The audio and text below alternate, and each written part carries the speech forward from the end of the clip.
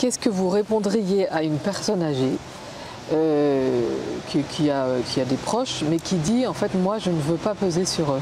Enfin, je veux pas les embêter avec ça. Je veux partir sur la pointe des pieds et voilà. Donc qu'est-ce qu'on lui dit là?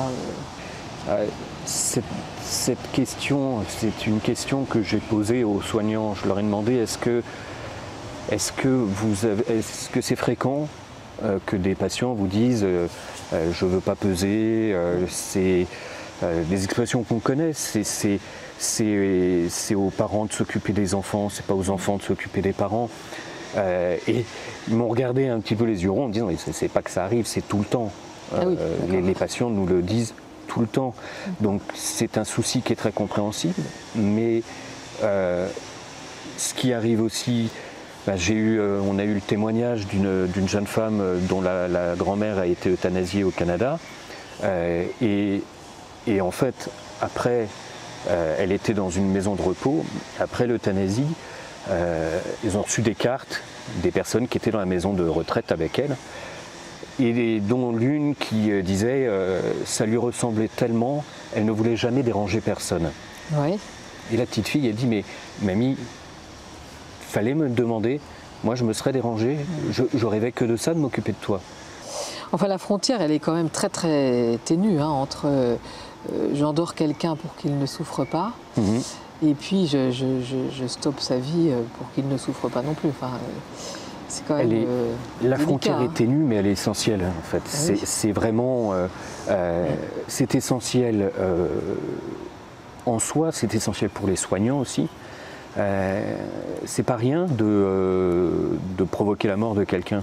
C'est loin d'être anodin et la frontière qui est quand même la frontière qui est importante entre les deux, c'est la frontière de l'intention.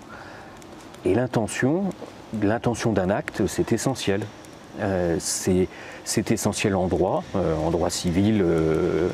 Quand vous posez un acte et en droit pénal, on ne vous juge pas de la même manière selon l'intention que vous aviez. Est-ce que vous aviez l'intention de donner la mort ou pas? On voit bien qu'on prend en compte l'intention. Plus d'un point de vue théologique aussi, quand on parle du péché, l'intention est essentielle aussi. Donc l'intentionnalité d'un acte, c'est pas un détail, c'est pas une nuance sur laquelle on pourrait passer. Et de fait, l'Église le reconnaît, même elle le reconnaît bien avant que le droit français l'ait reconnu. C'était Pie XII en 1957 qui l'a dit dans un discours auprès des soignants, qui a explicitement dit qu'on pouvait se référer à la théorie du double effet, c'est-à-dire que si vous injectez des produits antalgiques ou analgésiques dans l'intention de soulager la souffrance, tout en sachant que ça peut malgré tout accélérer la mort, si votre intention est de soulager la souffrance, c'est licite, c'est légitime. Ce qui ne l'est pas, c'est effectivement si vous injectez à la rigueur les mêmes produits dans l'intention de donner la mort. Mais l'intention est essentielle. Mais après, c'est pas toujours. Enfin, le fait est que ce ne sont pas non plus les mêmes produits. Ah oui. Si vous surdosez des produits pour une sédation, vous allez donner la mort. Mais si vous injectez du curare, ce que l'on fait dans une euthanasie, c'est jamais pour soulager la personne. D'accord.